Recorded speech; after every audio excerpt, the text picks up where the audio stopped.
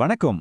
இன்னைக்கு நாம பைபிள்ல இருக்கிற ரொம்பவே ஆழமான ஒரு தனிப்பட்ட ஜெபத்தை பத்தி பார்க்க போறோம். அதுதான் யோவான் 17ஆம் அதிகாரம். இது வெறும் வார்த்தைகள் மட்டும் இல்ல, ஒரு மிக முக்கியமான நேரத்துல இதயத்திலிருந்து வந்த ஒரு ஜெபம். வாங்க அத பத்தி பார்க்கலாம். சரி, நாம இந்த அதிகாரத்துக்குள்ள போறதுக்கு முன்னாடி சும்மா ஒரு கேள்வி. ஒருவேளை நீங்க நேசிக்கிறவங்களுக்காக கடவுள்கிட்ட கடைசியா ஒரு முறை ஜெபம் பண்ற ஒரு வாய்ப்பு கிடைக்குதுன்னு வச்சுக்கோங்களேன், நீங்க என்ன கேட்பீங்க? எதுக்கு முக்கியத்துவம் கொடுப்பீங்க? யோசிச்சு பாருங்களேன். இந்த ஜெபத்தோட பின்னணி என்ன தெரியுமா? இது இயேசுவோட வாழ்க்கையில ரொம்ப ரொம்ப முக்கியமான ஒரு ராத்திரி. அதாவது அவர் சிலுவையில அறையப்படுறதுக்கு முந்தின நாள் ராத்திரி. அந்த நேரத்துல அவரோட தகப்பன் கிட்ட அவர் பேசின கடைசி ரொம்பவே தனிப்பட்ட ஒரு உரையாடல் இது. சொல்லப்போனா சரித்திரத்தையே மாத்த போற ஒரு நிகழ்வுக்கு முன்னாடி செய்யப்பட்ட ஜெபம். சரி, இந்த ஜெபத்தோட ஆரம்பமே ரொம்ப பவர்ஃபுல்லா இருக்கு. இயேசு வானத்தை அண்ணாந்து பார்த்து, பிதாவே வேலை வந்தது அப்படின்னு சொல்றாரு. இது ஏதோ கடிகார நேரத்தை சொல்ற மாதிரி இல்ல. இது பல நூற்றாண்டுகளா எதிர்பார்த்துட்டு இருந்த ஒரு முக்கியமான தருணம். அவரோட பாடுகள், மரணம், அப்புறம் மகிமைக்கான நேரம் வந்துச்சுன்னு சொல்றாரு. அப்போ மகிமைப்படுத்துதல்னா என்ன? இது சும்மா புகழ்றது இல்ல. இங்க இதோட அர்த்தம் தகப்பன் கொடுத்த வேலைய கச்சிதமா செஞ்சு முடிக்கிறது. இயேசுவோட வேலை என்ன? மக்களுக்கு கடவுள் உண்மையில யாருன்னு காட்டுறதும், சிலுவை மூலமா அவங்க ரட்சிக்கப்பட ஒரு வழியே உண்டாக்குறதும் தான். இப்ப பாருங்க, இந்த ஜெபம் ஒரு அடுத்த கட்டத்துக்கு போகுது. இயேசு இந்த பூமிக்கு மனுஷனா வர்றதுக்கு முன்னாடி, ஏன் இந்த உலகமே உருமாகிறதுக்கு முன்னாடி தகப்பனோட அவருக்கு இருந்த ஒரு மகிமை இருந்துச்சு இல்லையா? அந்த மகிமையை திரும்பவும் கேட்கிறாரு. இது ஒரு சாதாரண மனுஷனோட கோரிக்கை இல்ல, இது ஒரு தெய்வீக விண்ணப்பம். தனக்காக ஜெபம் செஞ்ச உடனேயே இயேசுவோட கவனம் அவர் கூட இருந்து சீஷர்கள் மேல திரும்புது. இந்த உலகத்துல தனியா விட்டுட்டு போக போற அந்த சின்ன பலவீனமான கூட்டத்துக்காக அவர் பரிஞ்சு பேசுறாரு. இங்க ஒரு ரொம்ப முக்கியமான விஷயத்த இயேசு தெளிவா சொல்றாரு. அவரோட சீஷர்களை இந்த உலகத்திலிருந்து அப்படியே தூக்கிடணும்னு அவர் கேட்கல. அதுக்கு பதிலா அவங்க இந்த உலகத்துல வாழும்போதே தீமையிலிருந்து அவங்கள பாதுகாக்கணும்னு கேட்கிறாரு.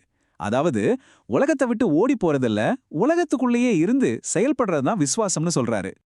பாதுகாப்பு கேட்டதுக்கு அப்புறம் அடுத்ததா அவர் கேட்கறது பரிசுத்தமாக்குதல். அப்படின்னா என்ன? அதாவது கடவுளோட ஒரு குறிப்பிட்ட நோக்கத்துக்காக அவங்கள தனியா பிரிச்சு வைக்கிறது. அதுக்கு என்ன கருவி? கடவுளோட வார்த்தை தான், அதாவது சத்தியம். அந்த சத்தியம்தான் அவங்கள உலகத்தோட தப்பான விஷயங்கள்ல இருந்து பிரிச்சு கடவுளோட வேலைக்கு தகுதியானவங்களா மாத்தும். பாத்தீங்களா, இந்த 3 கோரிக்கைகளும் ஒன்னோட ஒன்னு கனெக்ட் ஆனது. முதல்ல கடவுளோட பேர்ல பாதுகாப்பு, 2வது சத்தியத்தால பரிசுத்தமாகிறது, 3வதா தகப்பன் அவரை அனுப்புன மாதிரியே இவங்களையும் ஒரு நோக்கத்தோட உலகத்துக்குள்ள அனுப்புறது. இது ஒரு முழுமையான திட்டம் இல்லையா? இப்போதான் இந்த ஜெபம் காலத்தையும் இடத்தையும் தாண்டி நேரா நம்மகிட்ட வந்து சேருது. ஆமாங்க, இயேசு அன்னைக்கு அந்த ரூம்ல இருந்த சீஷர்களுக்காக மட்டும் ஜெபம் பண்ணல. அவங்களுடைய வார்த்தைகளை கேட்டு எதிர்காலத்துல விசுவாசிக்க போற கோடிக்கணக்கான மக்களுக்காகவும் ஜெபம் பண்றாரு. அதாவது உங்களுக்காகவும் எனக்காகவும் தான். சரி, எதிர்காலத்துல வர்ற நமக்காக அவர் முக்கியமா கேட்கிற விஷயம் என்ன தெரியுமா? ஒற்றுமை. இது ஏதோ ஆர்கனைசேஷன் மாதிரி ஒன்னா இருக்கிறது இல்ல. தகப்பனுக்கும் மகனுக்கும் நடுவுல இருக்கிற மாதிரியான ஒரு ஆழமான தெய்வீக அன்பு, ஒரே நோக்கம், இதனால இணைக்கப்பட்ட ஒரு உறவு, இந்த உலகத்தால புரிஞ்சிக்கவே முடியாத ஒரு ஒற்றுமை. ஆனா இந்த ஒற்றுமை எதுக்கு? சும்மா விசுவாசிகளுக்குள்ள ஒரு நல்ல ஃபீல் கொடுக்கறதுக்காக மட்டும் இல்ல. அதுக்கு ஒரு பெரிய நோக்கம் இருக்கு. அவங்களுக்குள்ள இருக்கிற அந்த நம்ப முடியாத ஒற்றுமையை பார்த்து உலகம் நீங்க தான் என்ன அனுப்புனீங்கன்னு விசுவாசிக்கணும் அப்படின்னு இயேசு கேட்கிறாரு. அப்போ அவங்களோட ஒற்றுமை தான் இந்த உலகத்துக்கு மிகப்பெரிய ஒரு சாட்சி. இப்ப நாம இந்த ஜெபத்தோட கிளைமேக்ஸ்க்கு வரோம். இயேசு அவரோட இதயத்துல இருந்த கடைசி ஆசைய சொல்றாரு. அவரோட மக்களை அவரை எங்க கொண்டு போய் சேர்க்க நினைக்கிறாரு? இந்த ஜெபத்தோட அல்டிமேட் கோல் என்ன? இதோ பாருங்க, அவரோட மக்களுக்காக அவர் கனவு கண்ட ஒரு சமுதாயத்தோட முழுமையான பலம் இதுதான். இது வெறும் ஆட்கள் சேர்ந்த ஒரு கூட்டம் இல்ல. தீமையிலிருந்து பாதுகாக்கப்பட்டு சத்தியத்தால பரிசுத்தமாகி தெய்வீக அன்பால ஒன்னா சேர்ந்து ஒரு முடிவே இல்லாத மகிமையை எதிர்பார்த்து வாழ்ற ஒரு புதிய மனித இனம். கிட்டத்தட்ட 2000 வருஷம் பழமையான இந்த ஜெபம் இன்னைக்கு நம்ம முன்னாடி ஒரு நேரடியான கேள்வியை வைக்குது. விசுவாசிகளோட ஒற்றுமை தான் இயேசுவை இந்த உலகத்துக்கு நிரூபிக்கிற கடைசி ஆதாரம்னா, பல பிரிவினைகளோட இருக்கிற இன்னைய உலகத்துல அந்த சாட்சி எந்த அளவுக்கு வலிமையா இருக்கு? இது நாம எல்லாரும் யோசிக்க வேண்டிய ஒரு கேள்வி இல்லையா?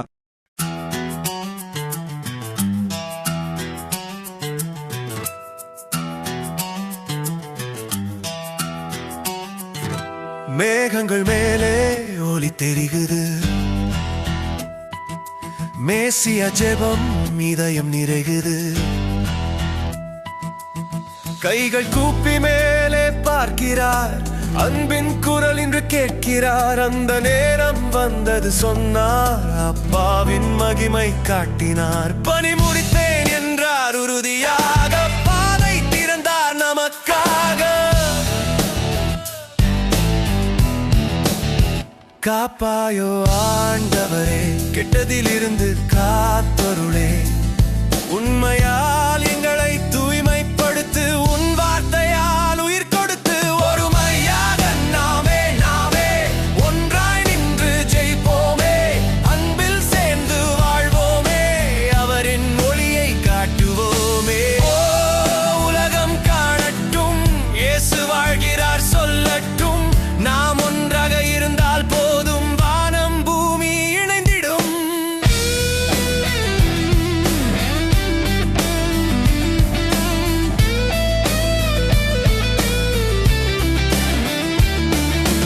உலகத்தில் தான் இருப்போம் நாம், ஆனால் உலகம் அல்லோம் நாம். உண்மை வழியில் நடப்போம் நாம், அவரின் சித்தம் செய்வோம் நாம்.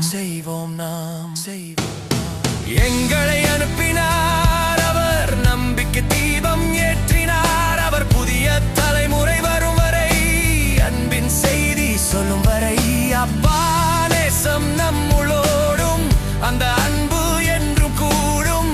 அவரின் மகிமை காணவே நாம் எல்லோரும் சேரவே. ஒருமையாக நாமே ஒளியாக இங்கே பிரகாசிப்போமே, உண்மை கையில் பிடித்துக் கொண்டு உயிராய் வாழ்ந்து காட்டுவோமே. குரல் உயரட்டும், இயேசு நாமம் முழங்கட்டும், நாம் ஒன்றாய் இருந்தால் போதும், உலகம் முழுதும் நம்பட்டும்.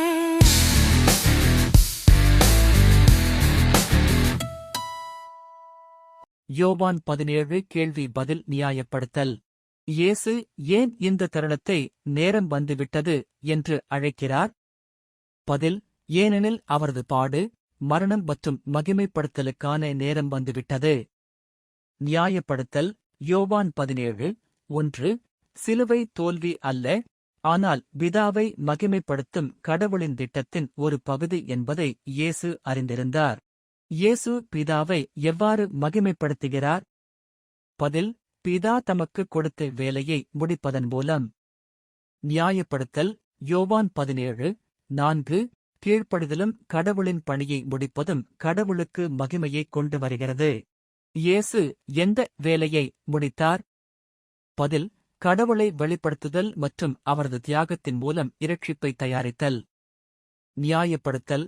யோவான் 17:4 யோவான் 17:6 அவர் தனது சீடர்களுக்கு கடவுளின் பெயரையும் சத்தியத்தையும் வெளிப்படுத்தினார். உங்கள் முன்னிலையில் என்னை மகிமைப்படுத்துங்கள் என்று இயேசு என்ன சொல்கிறார்? பதில்: மனிதனாக மாறுவதற்கு முன்பு அவர் கொண்டிருந்த பரலோக மகிமையை மீட்டெடுங்கள்.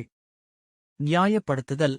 யோவான் 17:5 உலகம் தொடங்குவதற்கு முன்பே இயேசு பிதாவுடன் இருந்தார். இயேசு முதலில் யாருக்காக ஜெபிக்கிறார்? பதில்: அவருடைய சீடர்கள். நியாயப்படுத்துதல். யோவான் 17:9 பிதா தமக்கு கொடுத்தவர்களுக்காக அவர் குறிப்பாக ஜெபிக்கிறார். சீடர்கள் பிதாவுக்குச் சொந்தமானவர்கள் என்று இயேசு ஏன் கூறுகிறார்? பதில்: ஏனென்றால் அவர்கள் கடவுளால் தேர்ந்தெடுக்கப்பட்டு இயேசுவிடம் ஒப்படைக்கப்பட்டனர். நியாயப்படுத்துதல். யோவான் 17:6 இரட்சிப்பு கடவுளின் முன்முயற்சியுடன் தொடங்குகிறது. இயேசு ஏன் இங்கு உலகத்திற்காக ஜெபிக்கவில்லை? பதில்: அந்த நேரத்தில் அவரை நம்புபவர்களிடம் அவர் கவனம் செலுத்துகிறார். நியாயப்படுத்துதல். யோவான் 17:9 இந்த ஜெபம் குறிப்பாக விசுவாசிகளுக்கானது. இயேசு என்ன வகையான பாதுகாப்பை கேட்கிறார்? பதில்: தீமையிலிருந்து ஆன்மீக பாதுகாப்பு. நியாயப்படுத்துதல். யோவான் 17:15 அவர் உலகத்திலிருந்து அகற்றப்படுவதை கேட்கவில்லை, ஆனால் தீயவரிடமிருந்து பாதுகாப்பை கேட்கிறார். ஒன்றாக இருப்பதன் அர்த்தம் என்ன? பதில்: ஆவி, அன்பு மற்றும் நோக்கத்தில் ஒற்றுமை. நியாயப்படுத்துதல். யோவான் 17:11 யோவான் 17:21 விசுவாசிகள் பிதா மற்றும் குமாரனின் ஒற்றுமையை பிரதிபலிக்க வேண்டும்.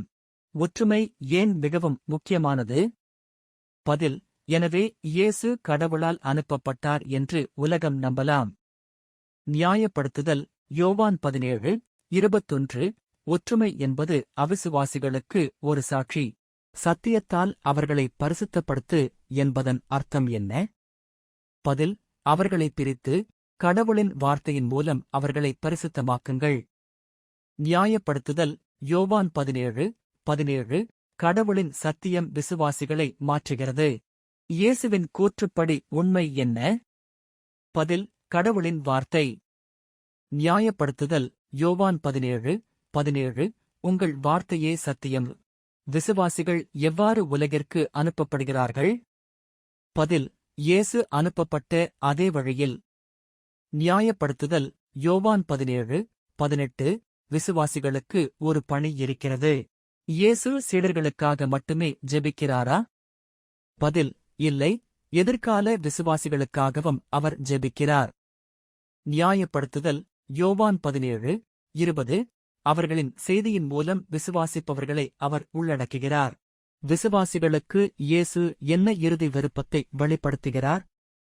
பதில்: அவர்கள் அவருடன் இருக்கவும் அவருடைய மகிமையைக் காணவும் வேண்டும். நியாயப்படுத்துதல் யோவான் 17:24. இயேசு தம்மை பின்பற்றுபவர்களுடன் நித்திய ஐக்கியத்தை விரும்புகிறார். அன்பு விசுவாசிகளை கடவுளுடன் எவ்வாறு இணைக்கிறது? பதில்: பிதா குமாரனிடம் வைத்திருக்கும் அதே அன்பு விசுவாசிகளுக்கும் வழங்கப்படுகிறது. நியாயப்படுத்துதல் யோவான் 17:26. கடவுளின் அன்பு அவர்களில் வாழ்கிறது. இயேசுவின் தந்தையுடனான உறவு பற்றி இந்த அத்தியாயம் என்ன வெளிப்படுத்துகிறது? பதில்: ஆழமான ஒற்றுமை, பகிரப்பட்ட மகிமை மற்றும் நித்திய அன்பு. நியாயப்படுத்தல் அதிகாரம் முழுவதும், குறிப்பாக யோவான் 17:1-5 வரை. யோவான் 17 மைய கருப்பொருள் என்ன? பதில்: மகிமை, பாதுகாப்பு, ஒற்றுமை மற்றும் அன்புக்கான ஜெபம். நியாயப்படுத்தல் இந்த அதிகாரம் பெரும்பாலும் பிரதான ஆசாரிய ஜெபம் என்று அழைக்கப்படுகிறது. யோவான் 17 சுருக்கம். யோவான் 17. இயேசு தாம் கைது செய்யப்படுவதற்கு முன்பு கடவுளிடம் ஜெபிக்கிறார். அவர் தனக்காகவும் தம் சீடர்களுக்காகவும் எதிர்கால விசுவாசிகள் அனைவருக்காகவும் ஜெபிக்கிறார்.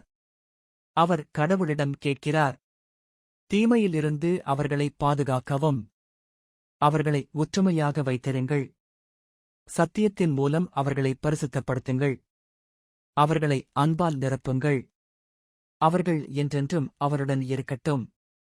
இந்த அதிகாரம் இயேசு தம்மை பின்பற்றுபவர்கள் மீது கொண்ட ஆழ்ந்த அன்பையும் அவர்கள் ஒற்றுமையாகவும் விசுவாசத்தில் வலுவாகவும் இருக்க வேண்டும் என்ற அவரது விருப்பத்தையும் காட்டுகிறது.